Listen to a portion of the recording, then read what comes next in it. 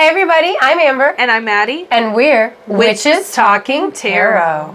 And today we are talking about Teen Witch, that wonderful movie from 1989 that if you were an 80s baby like me, you probably grew up watching. And if you didn't, you have to see it. You have to. It's a must see. I'm sorry, this is Maddie's first time watching it. So before we go into details, what did you think? I think it's a very silly, fun to like joke around and watch. It was fun. It was a fun watch. It was a silly, fun watch. It is. It is a fun movie. It's not serious by any means. Mm-hmm.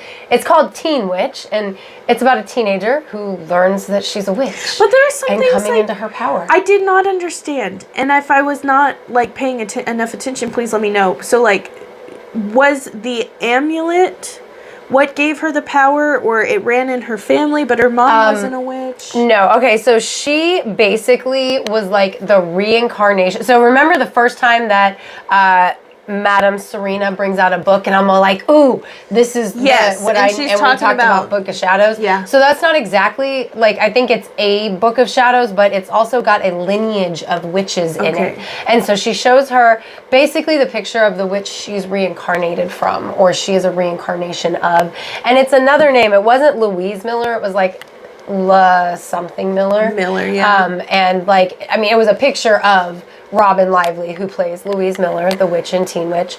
So it's a picture of her, but her hair's done differently, and she obviously looks like much older. She's supposed to look like she's in her 20s or 30s, and she's got the amulet on, right? And so Madame Serena says, because the girl's like, because Louise goes like, how do I have this amulet again? And she goes, well, it's supposed to be with you. It'll always find you. Like, you're meant to be together. But the amulet was not all of her powers. Mm-hmm. Maybe it like awakened her powers or helped awaken her powers, but she didn't have the amulet yet when Madame Serena read her palm and said, oh, you're one of us. I wish that they had done more with that plot line. I wish. Yeah, it's very small part of it. I thought he took the dogs back in. Sorry if you guys can hear my dogs barking. But yeah, it was just the palm reading part, and then they go through the book. Right. I just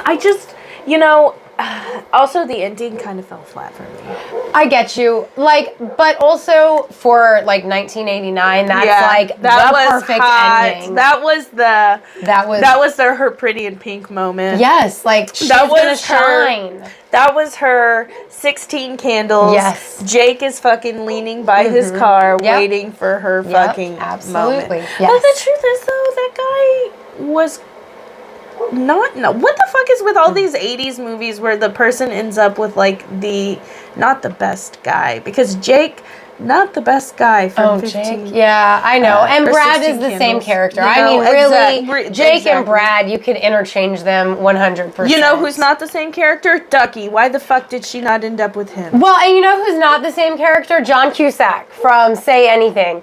The Boombox. I need John Cusack in my life. Corey put on Better Off Dead the other night, and I love that movie. And Lolly's boyfriend came over, and he was like, what is this? And I was like, one of the greatest movies ever. And he went home and watched it, because it was so, like, just a little bit of cast he saw, he was like, oh, this looks good. And it is. If you haven't ever seen John Cusack's Better Off Dead, see all John Cusack movies. I have not seen it, actually. Oh my God. All John Cusack movies from the 80s are must-see. What does he play in? Because I'm seeing somebody in my head. Okay, so John Cusack is in 2012. Is he Kyle Reese from The Terminator? No. No? Man? John Cusack is... is he? I feel he's Boombox guy from Say Anything. Mm-hmm. He's the cartoonist from Better Off Dead. He's in Grosse Point Blank. He's the main character. He's in... High Fidelity? Yeah, High Fidelity. The movie, not the TV show. He's in Con Air. He is in Con Air. Who is he? He's the FBI agent in Con Air that's like on Nick Cage's side. Okay. He's... Because you've talked about him many times, and I've love never, John Cusack. Oh my God. John Cusack. is on sponsor 16 and us. Candles. Who is he on 16 Candles? 16 Candles, he's one of the dorks. Is he her brother? No, he's one of the guys that gets her underwear. So he's not her brother, but he's one Oh of my those god, guys. he's the fucking nerd. Yeah. The friend that is with that one guy who's actually kind of cute. The fucking little ginger-headed nerd. He's such a fucking nerd. 3-name guy. He's the dork in Breakfast Club. Yeah. He's kind of cute. Like he's kind of cute. John Cusack is my type, though, because John Cusack John is handsome. The nerd is, I feel sorry for you. Yeah, I guess. I mean, like, in Weird Science, he's so cute. And, wait. Oh my god, he's also in National Lampoon's Vacation. He's the fucking... Yeah. I mean, he's in a lot of things, and he's actually not bad looking. He's in this one episode of Tales from the Crypt where he's a bad guy. He's like a bad guy. Wow. And That's crazy. Low-key had a crush on him. Really? I can't see it. In that episode of Tales from the Crypt, but he's also a bad guy, so it's like I low-key had a crush on him. He's like the jerky jock guy. Oh god, like Biff. Yes, like Biff. Because like at this point he's like all filled out. He's not skinny and scrawny like he was in Breakfast Club anymore. Yeah. He pulled a Screech. We'll have to Google it after this. It's not to Teen Witch. Sorry, guys, I'm sorry. When we're talking about Bewitched, 80s movies. Yeah, we are. Because like Dan Gauthier or Gauthier, he's like the heartthrob in this one. Well, and he was in Son-in-Law. And he was in Son-in-Law, and he's in other movies where he's like the heartthrob. But like, you know, just like you mentioned, 16 Candles, and then there's Pretty in Pink with what's his face, discount Matthew McConaughey, Andy something. I don't know. He was in Mannequin. I was just listening to the Generation episode. I'm pretty sure he's in Weekend at Bernie's. Yes, he is. I was about to say he's at Weekend at Bernie's too. Yeah, fuck that guy. He was. Yeah, she should not have ended up with him. He was so shitty. I hate that guy. But anyway, you can just like cookie cutter place the 80s hot guy, and Brad falls right in to that cookie cutter spot, and then his girlfriend Randa is the total bitch, and we hate Randa and her friend, although her friend's not as bad. Randa is that was the blonde girl that like told Louise, my cousin's coming into town and you're gonna be his date, and Louise was all like, oh yeah, and it turned out to be some fucking nerd. Oh, and he was the kind of nerd that you don't have to feel bad for him, like for her not liking him, because he was so obnoxious. He was so shitty and obnoxious. He was awful. She had the most amazing little outfit on, because let me tell you,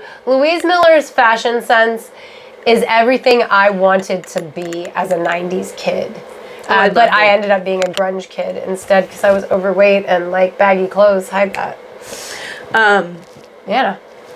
So I guess what we're trying to say is she was not very popular in the beginning of the movie. She was definitely one of those that's like, oh, so-and-so bumped into me and knocked my books on the ground. Haha, fucking loser. You know what I mean? Type girl. She was. Also, there's like many musical numbers in this movie, but it's not a musical. It's and it's all 80s. It reminds me of Grease. Like with the guys. I mean, I totally get it, because like I told you, that rap battle scene is one of my favorite scenes. Hilarious. I always wanted in life for that to happen, where like you were rap battling. Like I'm like coming at the like sexy like Italian Puerto Rican guy, and I'm like, top that motherfucker, and then he's all like, I must have you. And, you're like, top that motherfucker. Why is she rapping at me? Like, what is the whole time? Amber and I were discussing how awkward it would be if like someone just kind of broke out in song and started doing these dances. Because in the beginning of the movie, when she's still not popular, that's kind of what the Populars girls do. They did it in the locker room. They have like this coordinated, like you said, it was like straight out of Grease. They're like singing and dancing and making a mess in the locker room and having fun together. First of all, bitch, clean that up. Right? Like you're making a mess. You're throwing your own clothes on the floor in the wet locker room. What was that about? And like Louise and her friend are sitting out of it. So like they are obviously there and present, but they are not included in the musical number. Right. That's the ultimate fucking shit. Like to not be included in the musical number. That's awful. Damn. Like, that sucks. But there are a lot of musical numbers, which A, makes it totally 80s, and B, I wanted life to be more like that. I agree, but I wouldn't label it a musical. Not at all, not at all. But it's like you said, those one guys, when they're present, it's a they musical. literally walk in and they're like snapping and they're like bad boys. You know what I mean? Like and you very like, stereotypical. they're total greasers. Yeah. Yes. Like the one guy is a greaser. His hair's all but greased. with rap. Like, yeah, and they're but doing, like, this one Maddie guy's goes, doing like the fucking, jumping jacks. you were all like, it's like, their name's like, the Beastie Boys. She's yes. like, oh look, it's the Beastie Boys, and I was like, that is so perfect, and it is, and that is one of my favorite scenes where like Louise uses her powers to change the radio, and then make her friend have the courage to go be a part of that. It was so great. It was honestly like fucking oh shit, what's that show called with it's like a Romeo and Juliet. It was like Romeo and Juliet but like Puerto Ricans and Mexicans. Oh, West Side Story. It was West Side Story. That is my best, like Ashley loves West Side Story. I've never watched it. I've never watched it either, but that's the best way I could compare it to is like we've got like the girls singing and the guys singing and they're kind of greasery but not really. And you say that, and I think about the part where after she has made herself the popular girl and she is walking home and all these lines of cars are serenading her, that makes me think of something like straight out of West Side Story. Right, that's why I'm like, okay, so this isn't a musical, but now that I think about it, we've got the popular girls singing, we've got the boys, all they do is sing. I don't even think they have a, like, line. Like, they're... Only to set up for them singing. Yeah, exactly. Like, that is the only time they talk, is to set up for, all right, this is what we're going to do. And then we've got the serenading, and then you've got, like, there's a whole scene where they go to... Well, to be the popular girl, she has to use her powers, her mind powers, to get her name on the list, and then to convince Shanna, who I still think is supposed to be Tiffany. If you know, correct me in the comments on whatever you're listening through so that I know if I'm wrong or not. But I totally think Shanna is supposed to be Tiffany. But she's got to, she gets backstage of the concert, and then Shanna comes over, and she's like, I need you to have my jacket. No, I'm like, what if normally in this universe, nobody would be singing? They're just singing because she's a witch and, like, making shit up as she goes. And, like, what other teen girl doesn't want shit like that to happen? You know what I mean? So, like, I mean, that's a good point. She's gonna, like, throw the amulet and everybody's like, was I just singing? Did I just do, was I in, like, The Sound of Music? What the fuck was that? What happened? Was Grease just on in the background? What? So, yeah, right. So, she goes to this, like, right, okay, witch, so, like, we have skipped around in the movie so much. This is how she finds out she's so we're a witch. starting with really shitty, like, luck, very nerdy, and now she's about to find out she's a witch. Yeah, like, a storm comes up when she's riding home. Oh, no, Brad is getting kissed by Randa on the neck, and he runs her over. And this is the guy she ends up with. Right? Like, you almost killed me, motherfucker. Yeah, but he is hot.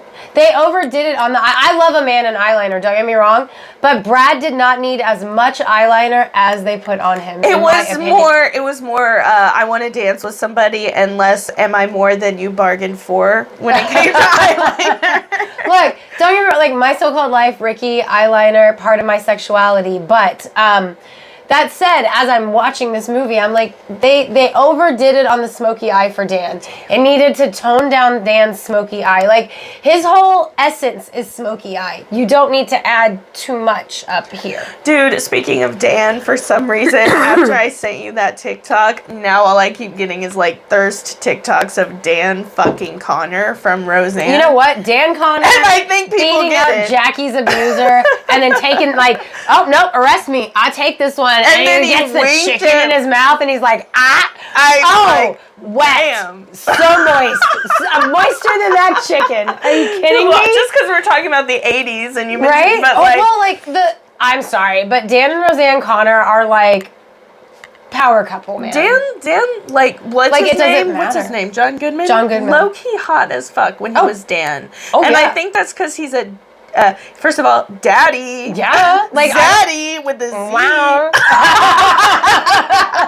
So we've got the Zaddy part, and then we've also got, like, he's also, like, a good husband. He is. And, like, he's a, like, times are tough, but they always make it through together. And they're good family. Dude, I almost Damn. like, damn, I keep getting fucking Dan Connor thirst traps. That's how the algorithm works. Yeah. Like, I mean, I guess of all the thirst traps, no complaints. Dan Connor walks out and it's like, hey, sexy lady. Yeah.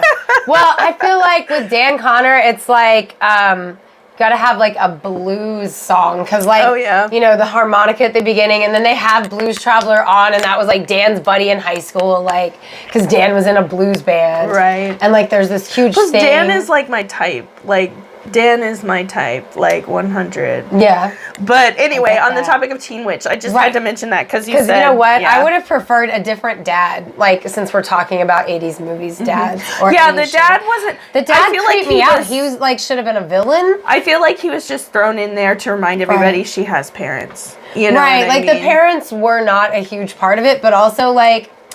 They didn't really care in the casting, I think. Like, because again, the dad looks like a villain. They're only in there for like maybe 2 or 3 minutes total of the movie. Like it's not so she goes to this witch, right? Yeah. And she reads her palm, and she's like, "Oh, you're a reincarnation of this other witch." Well, like she's reading her palm, and she's like asking her questions, and like obviously, Madame Serena knows something that Louise doesn't, and then she tells her she's gonna be a witch, and so she's like basically her mentor now, and she helps her. And she explains things to her, and she's like, when you turn 16, you're going to come into your power, and strange and marvelous things are going to start happening to you. And, like, one of the first things is the magic amulet comes to her. Her teacher finds it in a bag, and she's like, oh, this is really old, and I feel like you need to have it. And that is Miss Malloy, played by Marsha Wallace. Is she married to that other Wallace guy?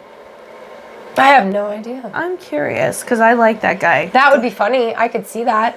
But Miss Wallace is her drama teacher, and she's like, she feels like this connection with Miss, Louise. what's her name? Oh, I'm sorry. Miss Malloy is her teacher, her drama teacher, and like they have this connection, and she gives her the amulet, and then Madame Serena explains like, oh well, you were reincarnated from this witch, and this amulet is yours, and it always come back to you, Marsha. Marsha, okay. Sorry everybody, I got a little dust in my throat. But oh, she died. So the first magical thing that happens that I can remember is her getting the amulet, and then she goes home and she and her brother are arguing. Dude, fuck the brother. Oh my god, Richie's a pain in the fucking ass. He is like annoying as fuck. Like he makes me like want to punch him. The fact that she didn't stab him like is her credit. Yeah, like, no, seriously, this kid was like the worst. You know, you think that the brother from like, what is it, 16 Candles is really shitty, right? But no, he's got this nothing on Richie. Richie may be like a little. Like, I hate his face. Like, me too. I've come to realize that people that look like him in real life, I just have a natural aversion to them because they look like that kid. If you look like Richie from Teen Witch and people don't like you, it's because of Richie from Teen Witch. Dude, fuck Richie. Fuck Richie. So anyway, he's being a little bitch. First of all, what fucking like 12-year-old decides I'm gonna make pizza with marshmallows on it? Are you fucking stupid? Well, actually, that does sound like if anybody's gonna do it, it's probably going to be like a 10 to 12-year-old, You turn around and it's everywhere. That's what I thought you were going to say is like, who makes pizza and touches every surface in the kitchen with their sauce-covered hands? It was definitely theatrical, and he's being a fucking asshole. Nobody likes you. Nobody likes you. Well, you're a dog. You're a dog. You're a dog. Guess what? He's a fucking dog. Right, because she said... Well, first he said, you're rubber, I'm rubber, you're glue. Everything you say bounces off of me and sticks to you. And then she said it back to him. And then he said, you're a dog. And because she's a witch, her spell really worked. Yeah. And he became a fucking dog. And he's like, oh my god, why would you do this? Well, be afraid of me, bitch, because you're so fucking annoying. And you know what? Now that I think about it, her brother totally could have been a witch too. And she just didn't make fun of him, so there was nothing to bounce back on her. Right.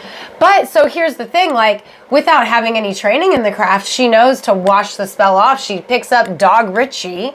Because it's so funny. My favorite, like, it's not my favorite part, but one of the parts I love, he's like, Mom and Dad are home. Mom hates dogs. She'll take me to the pound.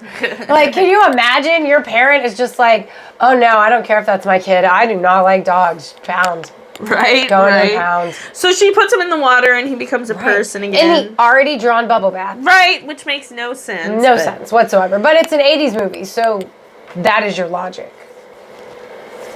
And it washes off. Like, he gets out and he's like, he's a person again. And at this point, you know, I think it's at this point she's realizing what's going on. So, like, she's starting to, like, enjoy being a witch and doing different things. I think so. she's suddenly got the best outfits, and they are pretty fucking awesome, let's be clear.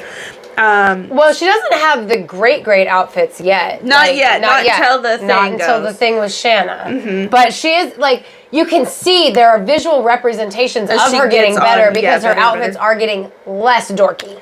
There's the scene that we discussed where her friend starts rapping with that other guy. Yes, like, it's the most iconic scene. If you're a fan of this movie, like, please tell me, is this one of your favorite scenes or your absolute favorite scene? Because I think it's my absolute favorite scene in the movie. So, like, she gets back at that shitty Randa bitch by, like, doing, like, she does a truth spell for basically makes the popular girls be honest with each other and they hate it, and they're like pushing each other in the pool and shit. Yeah. Let's see. Her teacher, Mr. Weaver, played by Shelley Berman, he's a complete dick to her. He's the English teacher, and so he is a bully in himself. He is a bully. So she makes like a voodoo doll of him and has him, like, take all his fucking clothes off in class, except for, like, his undies and things. Yeah. Before he gets to that point, whether she was going to take him there or not, like, the vice principal or somebody walks in and is like, Mr. Weaver. And he's just like, I don't know what to say. It was hot in here.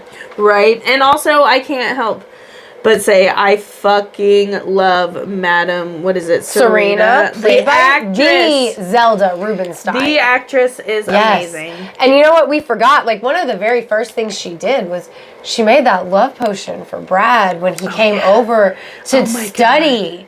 And, like, she sprinkles this red powder around her bed on her white fucking carpet.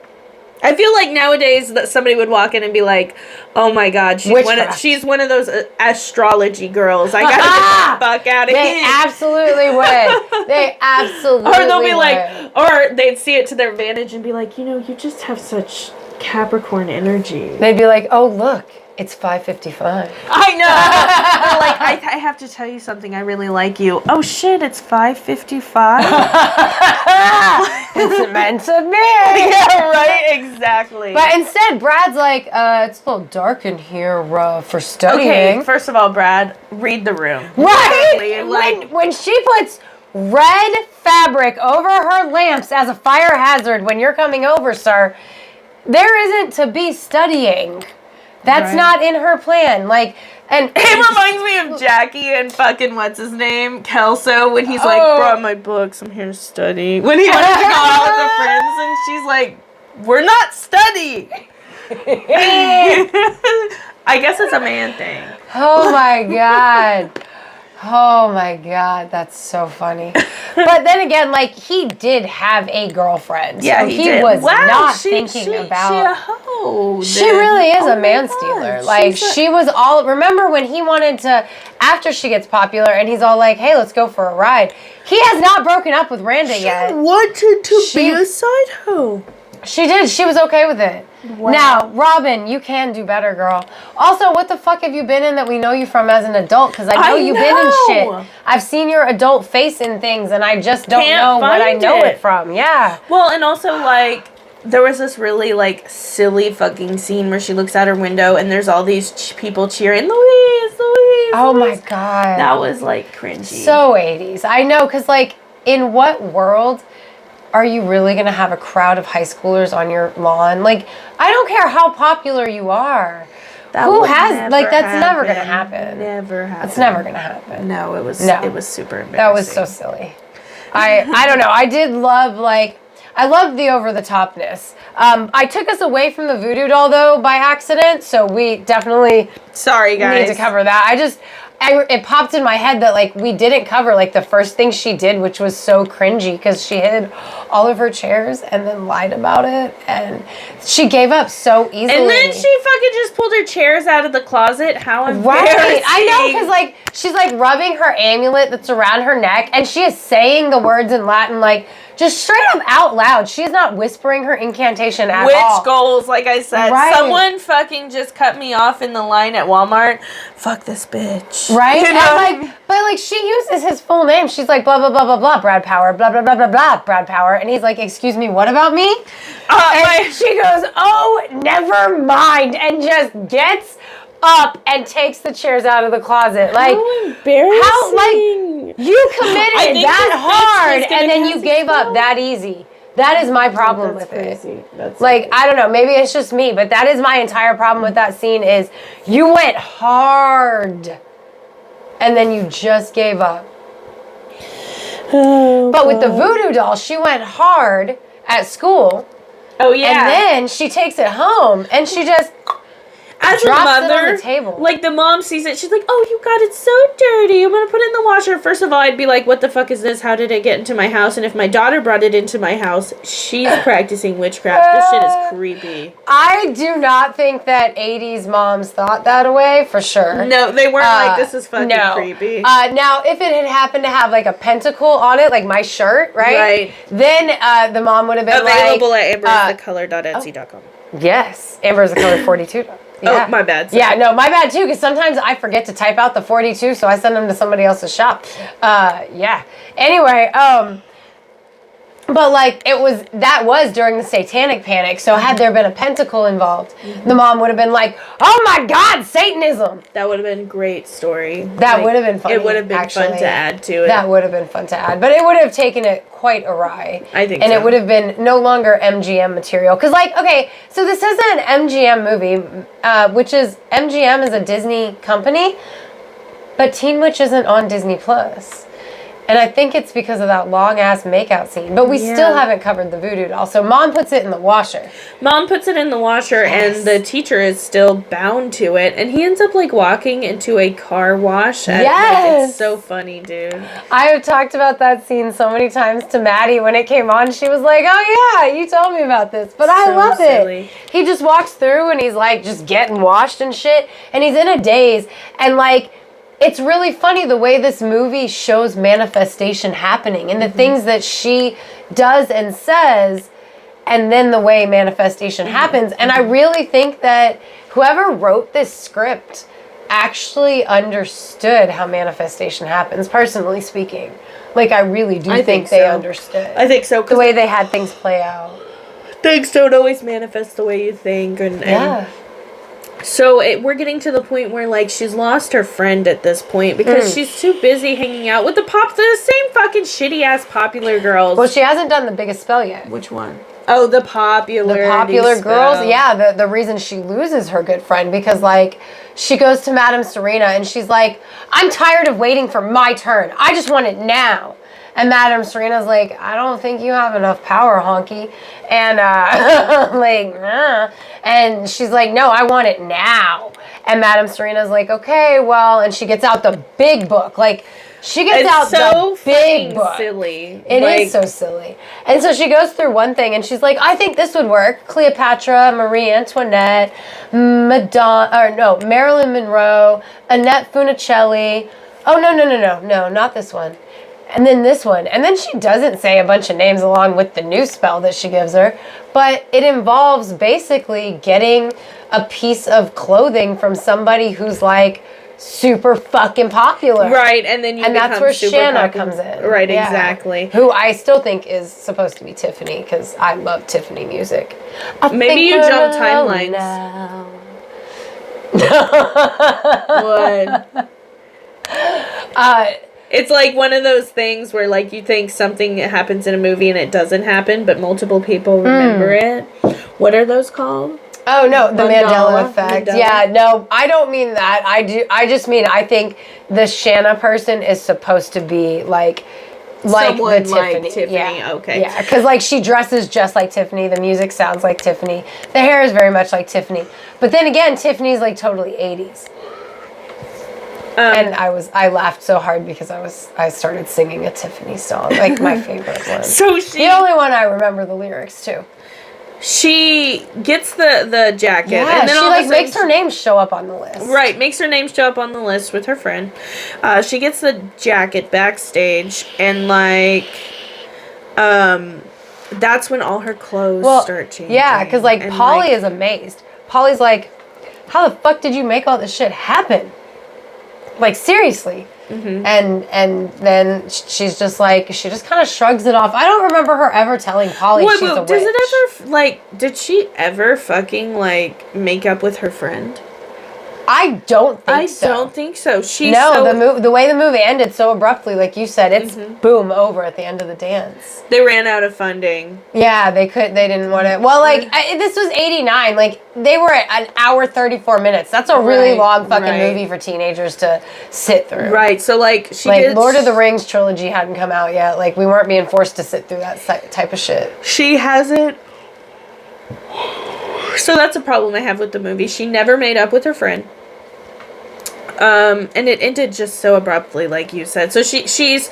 I think it's supposed to be implied that, like, she and her friend were going to be cool because, like, you know, the doo-wop guys, they go out on a hunt for girls, and immediately the guy that Polly likes is the one that, like, has her come dance with him. Mm-hmm. And, like, at first she's all, like, weird, and then she just starts being herself, and he's like, all right, cool, I'll be myself with you being yourself. Right. And, you know, I think it's implied that Louise's magic had something to do with that, because she seems to have that not the power of suggestion, because I feel like the power of suggestion involves words, but influence. The influence where she can make people do what she wants them to do. And at this point, her and Brad have been kind of seeing each other off and on. Did he ever leave his girlfriend? Well, he was going to leave his girlfriend and take her to the dance. And she said no. And she said no because she was starting to be upset that Brad only liked her because of that big spell Oh my God, I just have to say, check out our next episode, because this connects Bewitched like you would not believe. It kind of has that same trope. So that'll be really exciting. I was wondering, because I've seen the TV show, but I've never seen the movie. But we'll cover that next episode. But yeah, like, I just, like, I guess he was going to make that choice, and she's like, no, because he only likes her because of the magic, you know. And she talks to Madame Serena, and she's like, how do I break the spell? I want to undo it. And Madame Serena's like, no. What? Undo the spell? No, that's not how this shit works. Right. And she's like, oh, but yeah, no, like, I don't like this. I want everything to go back to the way it is. And I think that's a very powerful message for people along with magic. The grass is not always greener. Well, not just that, but... Why am I yawning? I'm sorry, guys. You don't feel good about the outcome of things like the way somebody feels about you when you've made it happen with magic versus... they like you for who you are. Right. And I think that's a very powerful, like, you know, Love Potion number 9 kind of, I feel like, covers that same thing. Have you ever seen Love Potion number 9? Nope, we'll have to do a movie. Sandy B! Oh my God, it's got Sandra Bullock. I've heard of it. Oh. I need to see it. I am like, 80s movies. Oh my God, we'll have to watch it. We'll have to do a movie episode. Yeah, I think that would be fun. That would be fun. But so, the way that there's also, like, this really awkward scene where, Zelda, what's her name, like, sits in her lap. Oh yeah, it's like basically when she's finally like, because it's the same scene that I was just talking about where she's like, I want to undo everything, and Zelda's like, yeah, you can't. And also Zelda's house is like way the fuck nicer than it was at the beginning. Zelda kind of like an energy vampire now that I think about it. Like, yes, she uses her so much because she's like, oh, you're young and powerful. Yeah, honey, let's do some magic together. Yeah. Right. That's why she makes her do the spell with frog, the toad. Yeah. To make her frog prince. But it gets kind of jacked up a little bit. I hate the trope where the older women... It is a trope in fantasy. It's a trope and has been a trope for centuries where the older woman uses the younger woman because the younger woman is more beautiful and more powerful. And or the more older pure. Woman, yes. Yeah. I say I hate that, but at the same time, like, Queen you shall be until there comes another. She was more pure until she became Brad's side hoe in that one scene where like he takes now her. she a fucking bitch. Right? Like, okay, so he's still dating Randa and like he's like, I want to take you somewhere. And she's in fucking a mini skirt and heels and he takes her out to like middle of nowhere. And he's like takes off running. He like takes off running. This bitch is in heels. Her heels are going into the fucking dirt. Yeah. And he's like, come on, hurry up. And like she finally gets through the doorway and then he just shows up out of nowhere with his shirt like off. in a like but my question is like, do they do it or is it just making out? I think they're just making out, but for an uncomfortably long period of time. Right, it was like, super uncomfortable. It was I'm like so glad a lot you were of uncomfortable tongue. because the whole time I'm like, am I weird it's for like being weirded out oddly by long. Like it's a very long makeout scene, and like her hand goes up in his shirt, and it's just uncomfortable for two 16-year-olds. It was uncomfortable. There was a lot of tongue. For I don't Robyn even think Lively. Twilight had that many. Yeah, like, and I mean, they had a baby, but but like, yeah, seriously, I don't think they were supposed to fuck in that dirty farmhouse, but I was just saying, like, if they did, for like, a long time, you are totally comfortable making out with him, possibly losing your virginity, and then it's like prom. No, can't do that right. No, yeah. Right? Okay, teenagers. But that was actually the part because after that thing is where she goes and she talks to Zelda the first time and she was like, was it even me he was kissing? Right. And she was like, I mean, is it ever really you? And I mean, that is a good point too. Because in relationships, we always are like, are you really portraying your real self or are you portraying who you think they'll like? Right. And I think like there's some really good messages for young women in this movie. I think so. Like because it portrays like she does the love magic and the love magic it works. Or rather not the love spell that she does, but like when she does the I want to be the most popular and now all the guys want her and she can have whoever she wants. But none of it matters. It's not satisfying because it wasn't really her. Right. Which is where the final scene comes in. And it's very dramatic. Overly dramatic. Yeah. She sees Brad and she's just like, you know what? I want to see if this is real. And she just like takes off her necklace and tosses it. Yeah. First of all, if Zelda, not just randomly. Zelda, right. And then he like comes up and they like touch hands, Tarzan and Jane and the style. song, okay, in the song is like when we hope our hands come together or some shit like that. I mean, it's God, so 80s. That's why I laughed so hard. I didn't know if you caught that or not. But yeah, the song lyrics and their hands coming together, like it went together and I was like, oh my God. Dude, if I saw that cringy. at my prom, I would LOL. Yeah. Like, or I'd be like, what the fuck? Is this allowed? And then it'd be like, later I would realize they didn't really care. They were in their own moment. Yeah. Well, and I love how like they were in their own moment, but they're so influential. They're so whatever. Everybody the it couple. Dancing. Everybody starts dancing just like them, and it's like this whole choreographed thing again. Because 80s movies, they give us choreography. Have you seen The Hot Chick? Do you like it or no? I might have seen it all the way through once. Dude, I mean, it is so good. Yeah. I love that movie. Anyway, just like the no thought. No offense to Rob Schneider. Bryson doesn't like him either, and it drives me nuts because I love him. Like, I do love him. Bryson does not. It's like earlier when you asked me about some movie, and I said during that, Never Been Kissed, and I said during that time frame, that was not my type of movie to watch. Mm-hmm. Same thing with the hot girl. And Hot Chicks, actually. Like, they're just all movies that I was only watching horror movies at that point in my life. Oh, like, no, I get it. I just, the prom scene reminded me very much of that, because there is, like, a prom scene in there. I totally But anyway, what do you guys think of the... Yeah. I was going to say the Teen Witch, but it's just Teen Witch. Teen Witch, yeah, and... Did you grow up watching it? Right. Did you go watch it because you listened to this episode and you were like, what the fuck is Teen Witch? You can watch it for free on Tubi and one of those other channels. And when I originally looked for it, it was free on Amazon. And today it was buy or rent. Fucking assholes. Right. I added it to my list and they were like, we're going to get more money out of her. No, you're not. Yeah, right. They're like, Amber added it. Gotta make it fucking for fucking sale. Asshole. Or somebody added it, because I don't know how many people watch it, you know what I mean? Yeah. So comment if you're watching on YouTube. Comment, like, and subscribe. It really helps us out. Absolutely. We're, as of right now, at 89 subscribers, so we are We are 11 11 away. away from our goal. You can find us on Instagram at Witches Talking Tarot and Twitter at Classiest Witches. Yep. Hey, Melissa. You can join Melissa on Patreon and become a patron and get your own shout out on the show by visiting patreon.com/Witches Talking Tarot. We've got some new stuff coming to our Patreon as well, so that's cool. And there's another one. Is there another one? Nope, I think that's it. I think we've got it. All right. Thanks for coming to Set a Spell.